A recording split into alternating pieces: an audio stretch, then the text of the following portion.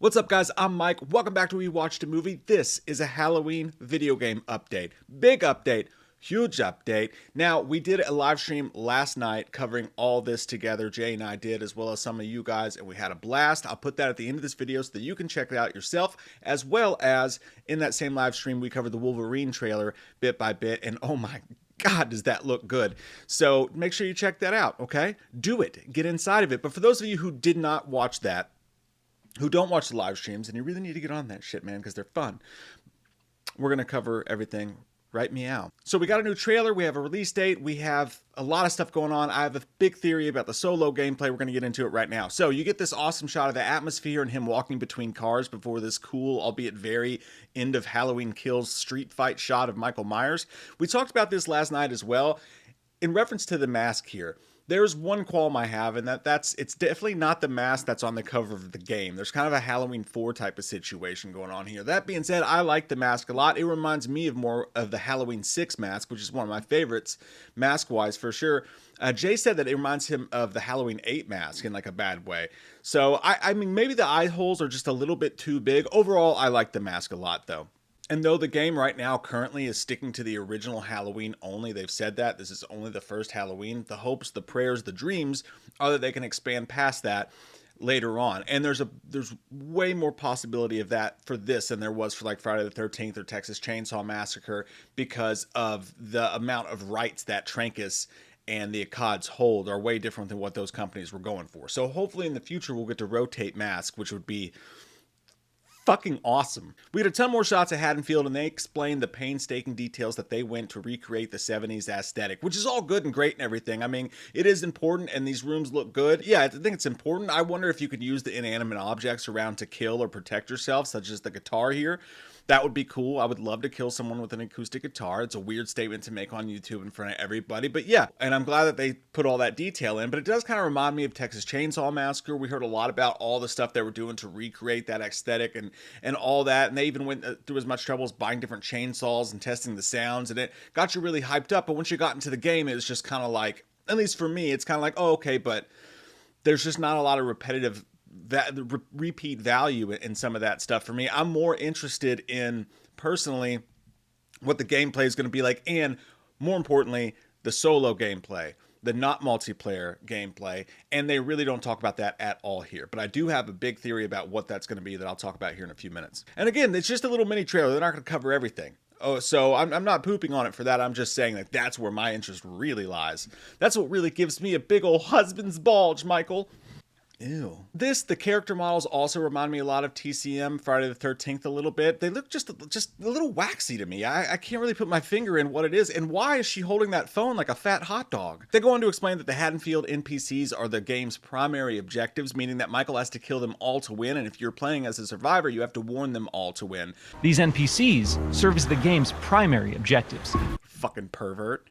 Stepping behind the mask of this infamous killer. I fucking love those pumpkins. Just that little flickering happy little pumpkin there just makes me so happy. If this game has Halloween atmosphere, it has to have Halloween atmosphere to the max. And that shot just gives me hope that they're gonna do us right by the season. Michael's goal is to find, stalk, and kill the residents of Haddonfield. I like this room and how realistic that baby looks right there, but I really hate the anal bead lamp. Pay attention to what he says here because it's really interesting. Once you've honed in and stalked a target, it's time to choose the perfect moment to strike. One thing I hate about the asymmetrical games is that how rushed everything feels. I feel like as soon as the timer starts, you're just in a huge, like, oh my God.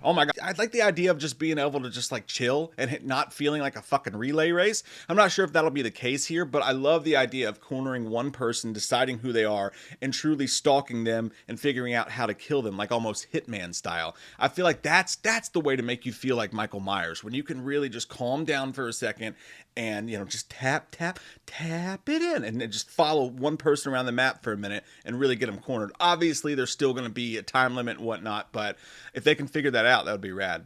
You know, really just play with your food a little bit and stalk them before biggity bam coming around the corner. I love that shot right there. That gives me such hope that they're going to get Michael Myers right. It's time to choose the perfect moment to strike.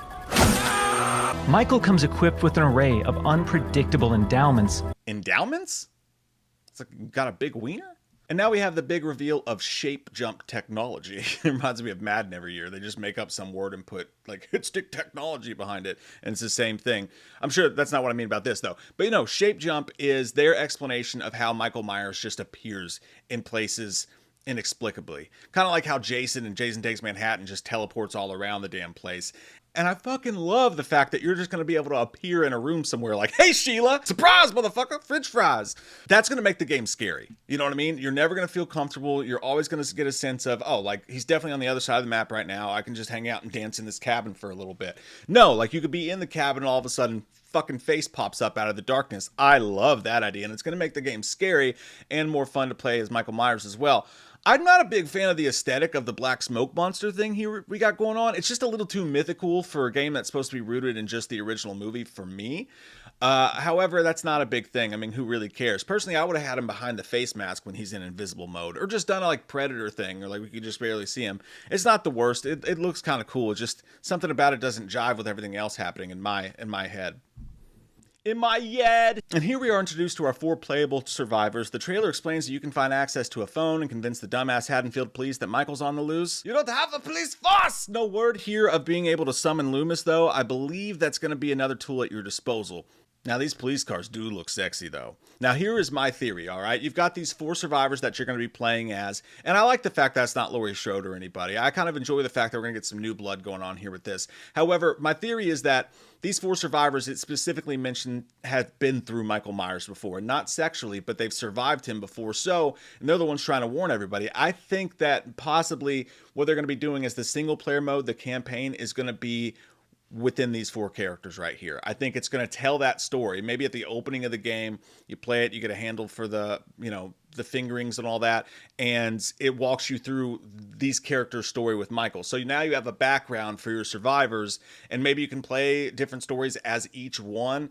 Hopefully you're able to play as Michael Myers and try to kill these survivors or whatever, but I think that's going to be the solo gameplay if I had to guess. Now, it obviously would be way more fun to play as Loomis or play as Michael escaping Smith's Grove or something like that, but maybe that's in there as well. But I do think we're going to learn about these 4 people through the solo gameplay. You know, kind of like Call of Duty back in the day, where you play a little bit of the campaign when you wanted to just take it easy and get away from the craziness of the hustle and bustle of the multiplayer a little bit. I think that's what they'll be doing. And here they show us you can shoot and use Tommy's baseball bat to stall Michael, but you can't kill him. He's going to do his famous sit-up eventually and get after that booty hole. And finally, this bitch comes out on September the 8th. What a great date. I love that date. Some people in live stream last night were bummed. They thought it'd be sooner. I'm like, oh man, there was no way this was going to be any sooner. September 8th, 2026, next year. And by the way, I think next year may be the greatest year in video gaming in a long time, since we were like kids, which was like 1400 years ago. I mean, you got Wolverine, which again, check that live stream out. You got Halloween. That Hellraiser game looks sick as hell. I just think, man, I think it's going to be a great year for video games. Now I have to buy PlayStation 5. We also learned the other day, Nick Castle, we know that he's doing the mocap, but he had an interview on the Halloween game website where we learned that he's doing some of it, and then they have a younger stunt actor who is going to probably do the more physical parts of it, but Nick is there to counsel him on the movements or whatnot as they go through it, so that's pretty cool. I'm a believer. I think it's going to be great, and it's just going to be so fun to have a Halloween video game, man. It's a great time to be alive. Hopefully with some movie news soon. Whatever news we get, it'll be here. And not at my dick. My dick doesn't have the news. My mouth does. That sounded weird. Make sure you click subscribe and the bell so that you're notified as soon as this stuff comes out. And we can do it together. You guys have an awesome day.